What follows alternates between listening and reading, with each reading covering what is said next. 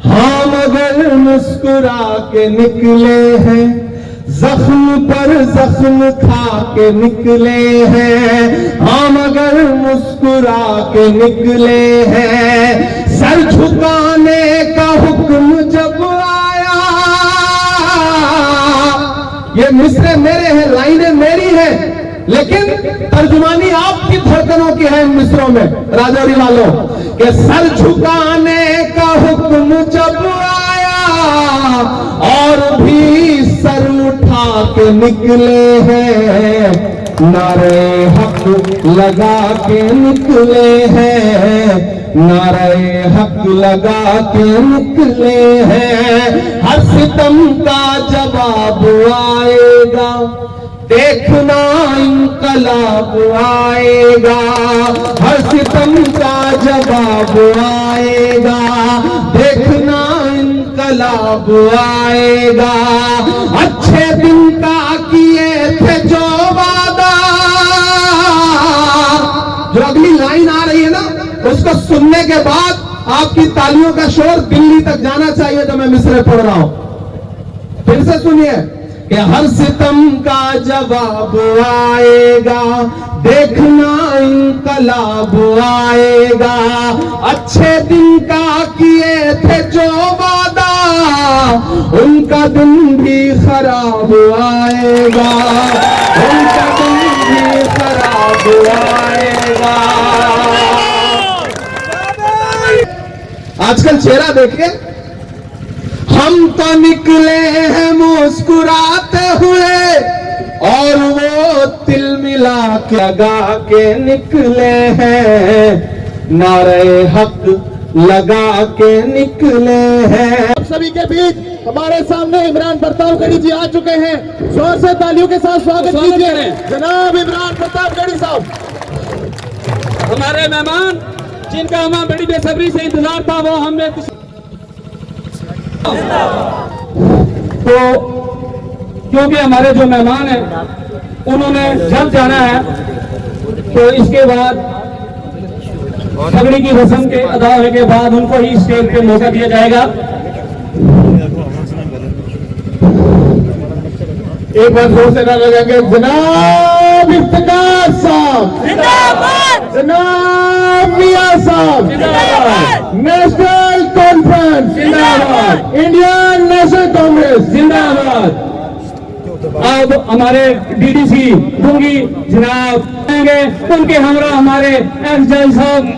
इन लोगों की आवाज बनकर संसद में ये मुद्दा उठाइए और यहाँ वहाँ special recruitment drive Rajouri district border district के लिए, जैसे कि पहले होती थी आर्मी में, सीआरपीएफ में स्पेशल रिक्रूटमेंट ड्राइव, वहाँ आप वहाँ मुद्दा उठा के सरकार को मजबूर करिए ताकि यहाँ के लोगों को रोजगार मिल सके। ये हमारे बहुत मायनाज शख्सियत है। अभी सर यहाँ रेफ्यूजी का बहुत बड़ा मसला है। हमारे यहाँ पाकिस्तान पाक ऑक्युपाइड कश्मीर से यहाँ 71 के 65 के रेफ्यूजी हैं। हमारी सरकार, मनमोहन सिंह जी की सरकार जब थी तो हमने 35 लाख रुपया हर परिवार को देने का वादा किया था और वो पैकेज भी बना था। लेकिन बीजेपी ने क्या किया, उन्होंने कहा हम वन टाइम सेटलमेंट करेंगे और कुछ फैमिलियों को 5-5 लाख देकर उन्होंने फाइल क्लोज कर दी है। और रेफ्यूजी जो है वो यहाँ एक बहुत बड़ा फर्क है। तो हम डिमांड करते हैं, और बाकी इंस्टॉलमेंट भी रिलीज नहीं की, हम ये डिमांड करते हैं कि अगर हम आपसे वादा करते हैं और हमारे एमपी साहब भी संसद में ये बात करेंगे, हमारी सरकार आएगा, जो हमारी सरकार ने वादा किया था वो आपको मिलेगा। और जिनके पास कोई जमीन नहीं है, जिनके पास प्लॉट नहीं है, यहाँ 5-5 मरने का प्लॉट यहाँ मिलेगा। मैं स्टार्ट करूँगा। यहाँ इनका मसला है क्योंकि 70 साल से ये लोग, क्योंकि ये ट्राइबल एरिया है, यहाँ SC ST ज्यादातर पॉपुलेशन ST और SC की है। सर यहाँ इन्होंने एक ड्राइव शुरू की है, एंटी इंक्रोचमेंट ड्राइव, इन्होंने ड्राइव शुरू की है एंटी इंक्रोचमेंट। जो लोग यहाँ से 70 साल में इन जगहों पर हैं, इन लोगों को टार्चर करने के लिए 370 खत्म होने के बाद इन्होंने एक मुहिम शुरू कर दी है। इनको यहाँ की जगह चाहिए, यहाँ के लोगों, यहाँ के लोगों से बीजेपी को प्यार नहीं है, यहाँ की जगह से फिर उखाड़ा जा रहा है। एक तरफ बीजेपी ये कहती है कि हमने राइट टू फॉरेस्ट एक्ट दिया, लेकिन आज भी जो हमारे गुजर बकरवाल जो पहाड़ जंगलों में रहते हैं उनको वो ना तो फॉरेस्ट राइट एक्ट इम्प्लीमेंट हुआ, और जिनकी जगह है जो 70 साल से आज उनको कहते हैं कि आप डॉक्यूमेंट ले आओ, और 70 साल जो उनके बाप दादा यहाँ रहते थे वो उनको निकाला जा रहा है। हम आपसे डिमांड करते हैं कि आप हमारे नुमाइंदे बन के संसद में एक बिल लाइए और जम्मू कश्मीर के जो गरीब अवाम है उनकी आवाज उठाइए, ताकि इन लोगों को। डांगरी इस जगह का नाम है। डांगरी की इस तारीखी सरजमीन पर, राजौरी की तारीखी सरजमीन पर पहली बार आपके बीच में आया। पता नहीं जिंदगी किसी और मौके पर ले आती या न ले आती, इसीलिए मैं हमेशा जमहूरियत को जिंदाबाद कहता हूं कि जमहूरियत की ताकत है कि मैं उत्तर प्रदेश के किसी छोटे से जिले में पैदा हुआ और आज बिल्कुल सरहद के बिल्कुल पास राजौरी के इस इलाके में खड़ा हूं, और मेरी आंखों के सामने बड़ी तादाद में यहाँ के बुजुर्ग, यहाँ के नौजवान साथी, सारे मजहबों के अलग अलग लोग यहाँ पर बैठे हैं। यही है मेरा भारत, और मैं इस भारत का इमरान हूं जो आपके सामने खड़ा हूं। चिरागों के सफर में दबदबा हो आंधियों का, चिरागों के सफर में दबदबा हो आंधियों का, तो फिर अंजाम जुल्मत के सिवा कुछ भी नहीं होगा। ये दुनिया नफरतों के आखिरी स्टेज पर है, इलाज इसका मोहब्बत के सिवा कुछ भी नहीं होगा। डांगरी वालों, आने वाली 25 तारीख को आपको अपने घरों से बाहर निकलना है, ईवीएम बूथ पर जाना है, और न सिर्फ डांगरी राजौरी के मुस्तकबिल का फैसला करना है, बल्कि जम्मू कश्मीर के मुस्तकबिल का भी फैसला करना है। पिछले कुछ सालों में एक आप अजीब दर्द से गुजरे हैं, जब एक झूठ का मायाजाल बुना गया। दिल्ली में बैठे हुए हाकिम ने आपको नए नए ख्वाब दिखाए, और फिर सारे ख्वाब उसी तरह साबित हुए जैसे 15 लाख का जुमला साबित हुआ था। दुनिया की तमाम हुकूमतें देने के लिए जानी जाती हैं, लेकिन ये पहली हुकूमत है जो छीनने के लिए जानी जाएगी। उसने आपसे आपका स्टेटहुड छीन लिया, आपसे आपका रुतबा छीन लिया, मेयार छीन लिया, वकार छीन लिया। और ये पहाड़ों पर रहने वाले लोग, ये सरहदों के आसपास रहने वाले लोग, आपने मुझे दस्तार पहनाई है तो मुझे आज ऐसा लग रहा है जैसे मैं अपने गांव में खड़ा हूं, अपने लोगों के बीच में खड़ा हूं। और मैं वादा करता हूं, ये जो दस्तार आपने पहनाई है ये महज एक पगड़ी नहीं है, सिर्फ एक कपड़े का टुकड़ा नहीं है, ये आपकी इज्जत है जो आपने मेरे सर पे रखी है। मैं आपसे वादा करता हूं कि देश की पार्लियामेंट हो या हिंदुस्तान की कोई सड़क हो, जब भी आपके मुद्दों पर लड़ने की जरूरत पड़ेगी, आपको महसूस होगा कि आपका बेटा लड़ रहा है, आपका भाई लड़ रहा है, भले ही मैं पैदा आपसे हजारों किलोमीटर दूर हुआ। ये इलेक्शन बहुत जरूरी इलेक्शन है, और इफ्तिखार अहमद साहब को नुमाइंदा बना करके कांग्रेस पार्टी ने, अलायंस ने आपके बीच में भेजा है। यहाँ जो हमारे नेशनल कॉन्फ्रेंस के साथी हैं, मैं उनका भी खैर मकदम करता हूँ, क्योंकि जल्दी जाना है तो एक एक करके सबका नाम नहीं ले सकता, मेरी मजबूरियों को समझिएगा। कांग्रेस पार्टी के जो हमारे ओहदेदारान हैं, जो संगठन के साथी हैं, उनका भी खैर मकदम करता हूँ, और सबसे ज्यादा आपका खैर मकदम करता हूँ जो इस धूप में, शिद्दत की धूप में, पसीने में यहाँ पर बैठे हुए हैं, पिछले कई घंटे से इंतजार। हम श्रीनगर से उड़े, फिर हमें सुरनकोट में, बफलियाज में एक सभा करनी थी, तो थोड़ा सा देरी हुई, लेकिन आप यहाँ बैठे हैं। नया पाने की चाहत में पुराना छूट जाता है, तुझे अपनाऊं तो मुझसे जमाना रूठ जाता है। मोहब्बत पढ़ने लिखने में बहुत आसान है, लेकिन मोहब्बत को निभाने में पसीना छूट जाता है। मैं जानता हूँ आप उस मोहब्बत की बुनियाद पर यहाँ बैठे हुए हैं। एक चीज का ख्याल आपको करना है, 25 तारीख को जब घरों से निकलिएगा तो आप ये मान के चलिएगा कि दो ताकतें हैं इस देश में, लड़ाई दो विचारधाराओं की है। एक तरफ नफरत खड़ी है और एक तरफ मोहब्बत खड़ी है, और मोहब्बत में अपना नुमाइंदा बना करके इफ्तिखार अहमद साहब को आपके बीच में भेजा जाता है। आज से कुछ दिन पहले की तरफ देखना शुरू करिए, कुछ साल पहले देखना देखना शुरू करिए। जब पूरे मुल्क ने आपसे नजरें फेर ली थी, कोई आपके जख्मों की तरफ झांकने को तैयार नहीं था, बात करने को तैयार नहीं था। ऐसे वक्त में एक इंसान उठा दिल्ली में और उसने कहा कि मैं कन्याकुमारी से कश्मीर तक जाऊंगा, एक नारा दूंगा, नफरत छोड़ो भारत जोड़ो, 4000 किलोमीटर पैदल चलूंगा। उस शख्स का नाम राहुल गांधी है। मैं उसका सिपाही बन के यहां आया हूं। उस इंसान ने 4000 किलोमीटर पैदल यात्रा की। कभी सोचा है कि राहुल गांधी ने कश्मीर में आकर के भारत जोड़ो यात्रा का खात्मा क्यों किया? क्योंकि कश्मीर को, जम्मू को मरहम की जरूरत थी, मोहब्बत की जरूरत थी। तो राहुल गांधी 4000 किलोमीटर चले। वजीर आजम साहब कहा करते थे कि राहुल गांधी तो शहजादे हैं, लेकिन मैं तो उनसे कहना चाहता हूं कि दुनिया का कोई और शहजादा दिखा दो जो 40 किलोमीटर पैदल चला हो, 400 किलोमीटर पैदल चला हो। अगर आप कहते हो कि राहुल गांधी शहजादे हैं, तो एक ऐसा शहजादा जो एक टी शर्ट और एक ट्राउजर में 4000 किलोमीटर पैदल चलता है, अपने पैर के छालों की परवाह किए बगैर, लोगों के जख्मों पर मरहम लगाने के लिए, उनको गले से लगाने के लिए, उनके आंसू पोंछने के लिए। मैं चला हूं राहुल गांधी के साथ। मैं आया था श्रीनगर जिस दिन भारत जोड़ो यात्रा खत्म हुई थी। जब मैं उनके साथ चलता था तो मुझसे मीडिया के साथी कहते थे कि इमरान साहब आप सियासतदान बाद में हैं, शायर पहले हैं। राहुल गांधी की भारत जोड़ो यात्रा में उनके कंधे से कंधा मिलाकर चल रहे हैं, आप क्या कहेंगे? तब मैं बस एक शेर सुना देता था कि जो हर जालिम से टकराएगी वो आंधी बनाऊंगा, जो हर जालिम से टकराएगी वो आंधी बनाऊंगा, नए अंग्रेज आए हैं नया गांधी बनाऊंगा। आपसे वायदा किया गया कि तस्वीर बदल दी जाएगी।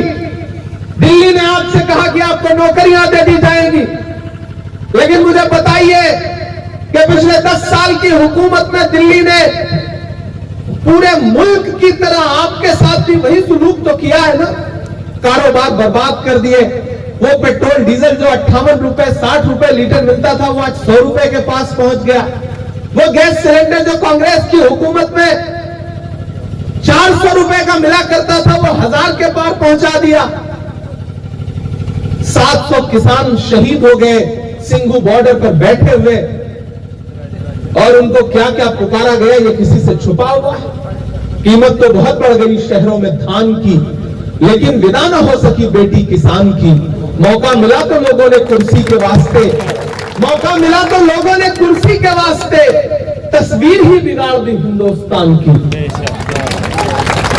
मेरे भाई, मैं भी आपकी तरह के एक परिवार से आता हूं। किसी सियासी घराने से मेरा कोई ताल्लुक नहीं था। मैं तो अपनी मशायरों की दुनिया में शायरी करता था, लफ्जों से लड़ाई लड़ता था। लेकिन मुझे राहुल गांधी जी ने मेरा हाथ पकड़ा और 34 साल की उम्र में हिंदुस्तान की सबसे बड़ी पंचायत में राज्यसभा में उठा के बिठाया और ये कहा कि अपने मुद्दों पे लड़ाई लड़ो, आवाज उठाओ, बोलो, लड़ो। मैं पिछले 20 दिन से लंदन में था मशायरों में। मुझे राहुल जी के यहां से संदेशा आया कि इमरान लंदन से वापस आओ, रजौरी जाओ, इफ्तिखार के लिए लोगों के सामने अपना दामन फैला के अपील करो, क्योंकि हमने इफ्तिखार अहमद को अपना नुमाइंदा बना के वहां भेजा है। रजौरी का जो इलाका है वो अपने आप में बहुत अनूठा इलाका है, बाकी जम्मू कश्मीर से भी अनूठा मुझे लगता है। हर समाज के लोग यहां रहते हैं, एससी हो, एसटी हो, गुज्जर हो, बकरवाल हो, पहाड़ी हो, हिंदू हो, मुसलमान हो, सिख हो, ईसाई हो, हर मजहब के, हर धर्म के मानने वाले लोग सरहद के बिल्कुल करीब हिंदुस्तान का झंडा लेकर के, तिरंगा लेकर के अपने पूरे जज्बे के साथ यहां रहते हैं। मैं आपकी मौजूदगी को सलाम करता हूं, आपके जज्बे को सलाम करता हूं। लेकिन आपको क्या लगता है ये इलेक्शन कराने को हुकूमत क्यों मजबूर हुई? ये राहुल गांधी जी की भारत जोड़ो यात्रा का असर है कि दिल्ली की हुकूमत को मजबूर होकर के जमहूरी निजाम बहाल करना पड़ रहा है, जमहूरियत को लागू करना पड़ रहा है, और आपके बीच में इलेक्शन करवा करके आपको फिर से वो हक जिससे आपको महरूम कर दिया गया था। लेकिन आप अपनी खुददारी के साथ जीने वाले लोग हैं। कोई कितना भी जुल्म करे, आप अलग ऐलान कहते रहते हैं कि हम आतिशे सोजा में भी हक बात कहेंगे, कुंदन की तरह जहर में ताबिंदा रहेंगे। तारीख बताती है कि हर दौरे सितम में हम जिंदा थे, हम जिंदा हैं, हम जिंदा रहेंगे। आप इस खुददारी के साथ जीने वाले लोग हैं। और मुझे अच्छा लगता है कि जब मैं आपके इलाके की नुमाइंदगी करते हुए दिल्ली में मियां अल्ताफ साहब को देखता हूं, तो इससे यह भी समझ में आता है कि आप जज्बाती तौर पर मजहबी लोग हैं, जज्बों को बचाने वाले, संजोने वाले लोग हैं। मैं यहां इस तपती दोपहरी में खड़ा होकर आपसे एक बात कहना चाहता हूं। मेरी आंखों में अलग अलग तरह के मंजर हैं। मैंने सुना है कि यहां पहाड़ों पर रहने वाले जो हमारे एसटी समाज के लोग हैं, हुकूमत उनसे कह रही है कि कागज का टुकड़ा लाओ, तब मानेंगे कि तुम्हारी जमीनों का टुकड़ा तुम्हारा है या नहीं है। आप इसके असली मालिक हैं। दिल्ली में बैठ करके कोई आपकी तकदीर का फैसला नहीं कर सकता, यह तय नहीं कर सकता कि जमीनों के मालिक आप हैं या नहीं है। आपका जिस्म इस मिट्टी से बना हुआ है, एक दिन फिर इसी मिट्टी में बन जाना है। इस मिट्टी के असली मालिक आप हैं। आपको इन जमीनों से कोई बेदखल नहीं कर सकता। अगर किसी हुकूमत को यह लगता है कि वो आपको आपकी मिट्टी से बेदखल कर देगा, तो आने वाले दिनों में, आने वाली 25 तारीख में बदल दीजिए वो निजाम। हम वादा करते हैं, कांग्रेस पार्टी आपसे वादा करती है, अलायंस आपसे वादा करता है कि आपकी जमीनें सिर्फ आपकी हैं, उस पर किसी और का हक नहीं है। हम उसे किसी को छीनने नहीं देंगे। मेरे भाई, आप तो इस बात पर ईमान रखते हो ना कि मजदूर का पसीना सूखने से पहले उसकी मजदूरी उसे दे देनी चाहिए। रखते हो ना इस बात पर ईमान? हम रखते हैं, क्योंकि हमारे बुजुर्गों का कौल है कि मजदूर का पसीना सूखने से पहले उसकी मजदूरी उसे दे देनी चाहिए। तो मैं अपने घर से हजारों किलोमीटर दूर सरहद के पास यहां खड़ा होकर के आपसे राहुल गांधी की मजदूरी मांगने आया हूं, क्योंकि मैंने देखा है राहुल गांधी के पैर के छाले, मैंने देखा है राहुल गांधी के माथे से बहता हुआ पसीना। वो मजदूरी क्या है? वो मजदूरी यही है कि इफ्तिखार अहमद को जिता करके जम्मू कश्मीर की असेंबली में पहुंचा दीजिए। ये है राहुल गांधी जी की मजदूरी। और जब 25 तारीख को अपने घरों से बाहर निकलिएगा और हाथ के पंजे के सामने वाला बटन दबाइएगा, तो सिर्फ यह मत सोचिएगा कि आपका वोट इफ्तिखार अहमद को ही मिलेगा। आपका दिया गया एक एक वोट चौधरी इफ्तिखार अहमद साहब को, आपका दिया गया एक एक वोट सिर्फ इफ्तिखार अहमद को नहीं मिलेगा, बल्कि मोहब्बत के उस मसीहा को मिलेगा जिसका नाम राहुल गांधी है। इफ्तिखार अहमद को दिया गया आपका एक एक वोट सिर्फ इफ्तिखार अहमद को नहीं मिलेगा, मियां अल्ताफ साहब को मिलेगा।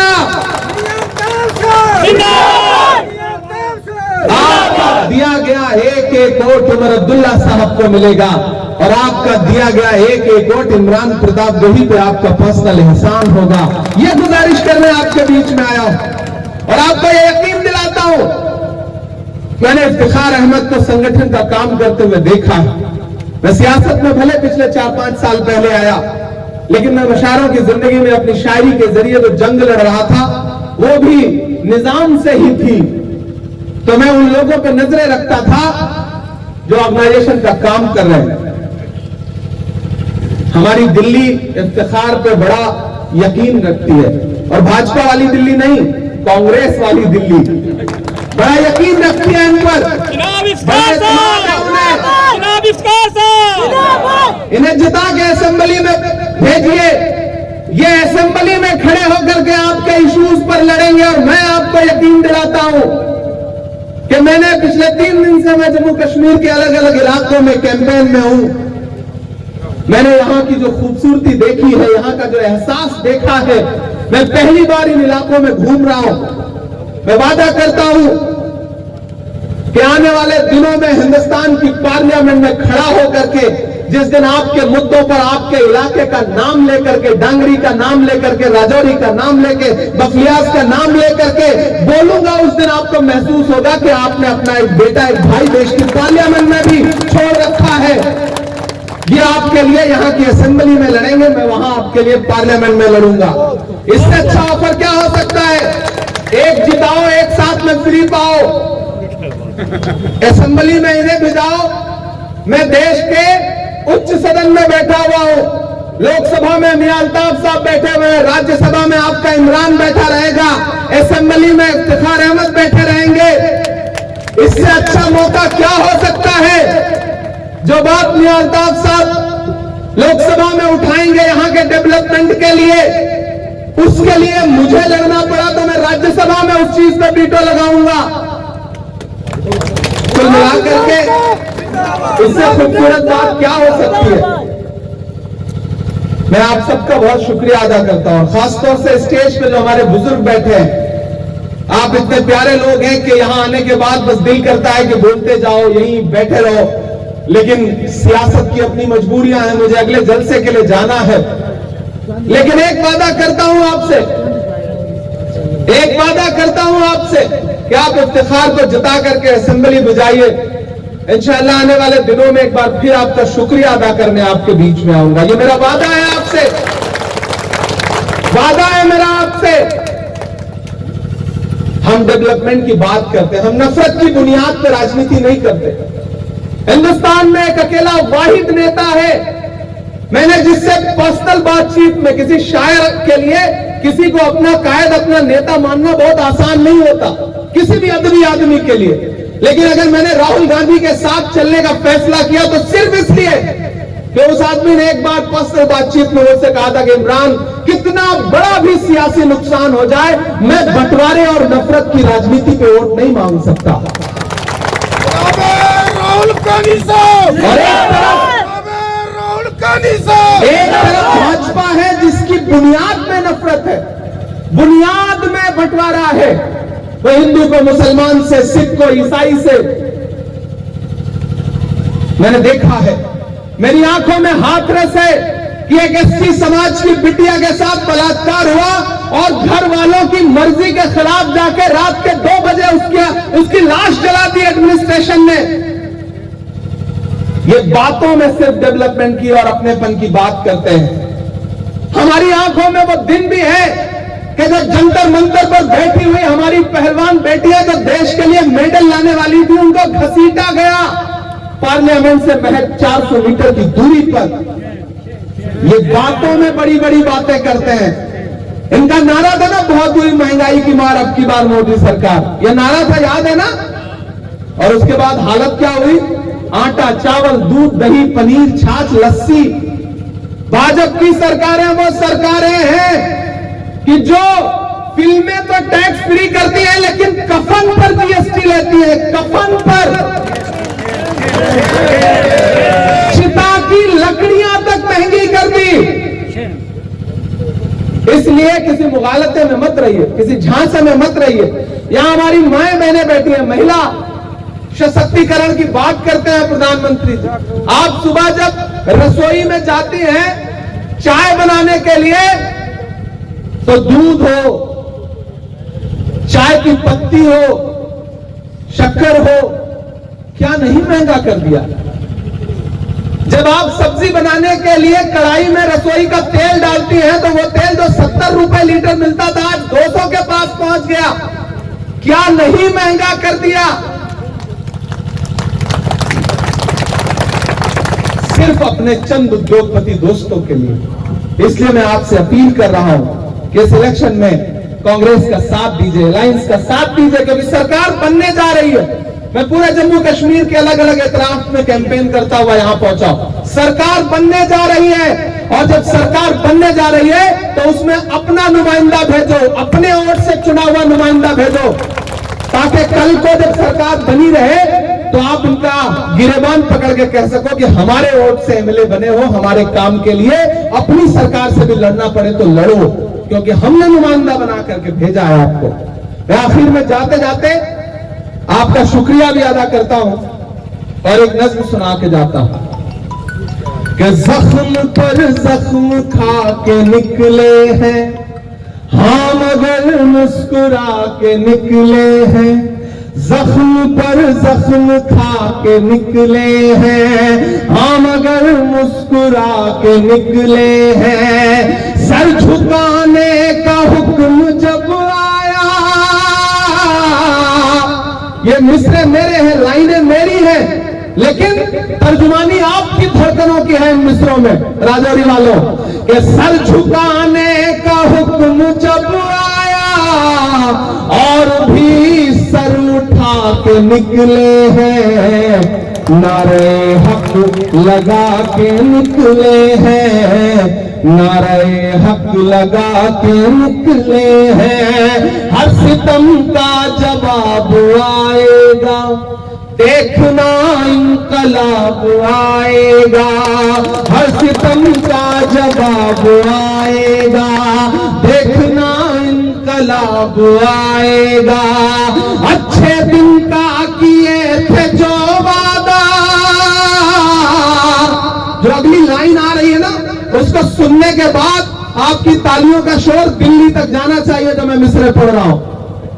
फिर से सुनिए कि हर सितम का जवाब आएगा, देखना इनकलाब आएगा। अच्छे दिन का किए थे जो वादा, उनका दिन भी खराब आएगा, उनका दिन भी खराब आएगा। आजकल चेहरा देखिए, हम तो निकले हैं मुस्कुराते हुए और वो तिल मिला के लगा के निकले हैं, नारे हक लगा के निकले हैं। भाजपा सिर्फ झूठ बोलती है, सिर्फ झूठ। भारतीय जनता पार्टी का कोई बड़े से बड़ा नेता हो, मुझसे डिबेट कर ले, मैं 100 जगह बताऊंगा कि वो झूठ की बुनियाद पे पूरी पार्टी टिकी हुई है। वो किसी के नहीं है, न एससी के हैं, न एसटी के हैं, न हिंदू के हैं, न मुसलमान के हैं, न सिख के हैं, न ईसाई के हैं। वो सिर्फ चंद उद्योगपति दोस्तों के हैं, इससे ज्यादा कुछ भी नहीं। ये मैं पूरी जिम्मेदारी से कह रहा हूं। इसलिए किसी बहकावे में मत आइए, किसी झांसे में मत आइए। और आप बहुत समझदार और होशियार लोग हैं, आपसे इतना कह रहा हूं कि दुश्मन बहुत शातिर है। उसे लगता है जबकि डायरेक्ट मुकाबले में नहीं जीत पाएंगे तो वो अलग अलग तौर तरीके इस्तेमाल करता है, वो आपको तकसीम करने का तरीका इस्तेमाल करता है। लेकिन याद रखिएगा, कांग्रेस कैंडिडेट को छोड़ करके एक वोट भी इधर उधर देने का मतलब है भाजपा को वोट देना। यह जहन में बिठा लीजिए, क्योंकि बंटने का नुकसान क्या होता है हम उत्तर प्रदेश वाले जानते हैं, दर्द क्या होता है हम जानते हैं। इसलिए आपसे गुजारिश कर रहा हूं कि बंटिएगा मत, तकसीम मत होइएगा, मुत्तहिद रहिए, सियासी तौर पर बेदार रहिए। आने वाले दिनों में जम्मू कश्मीर में अलायंस की सरकार बनने जा रही है। इफ्तिखार को जिता करके असेंबली पहुंचाइए। आने वाले दिनों में फिर एक बार आपका शुक्रिया अदा करने आऊंगा। आज जाना जरूरी है, इसलिए आपसे विदा लेता हूं। आने वाले दिनों पे यहाँ पर अलायंस की सरकार बनने जा रही है और राजौरी की इस कॉन्स्टिट्यूंसी से कांग्रेस पार्टी के कैंडिडेट इफ्तिखार अहमद बहुत अच्छे मैंडेट के साथ चुनाव। सर, जम्मू कश्मीर के मौजूदा सियासी सूरत पर कोई आपकी तरफ से शेर व शायरी में कोई बयान? नहीं, मैं इतनी देर तकरीर करता रहा, उसमें शेर व शायरी उसी सब तमाम मौजू पर। जी सर।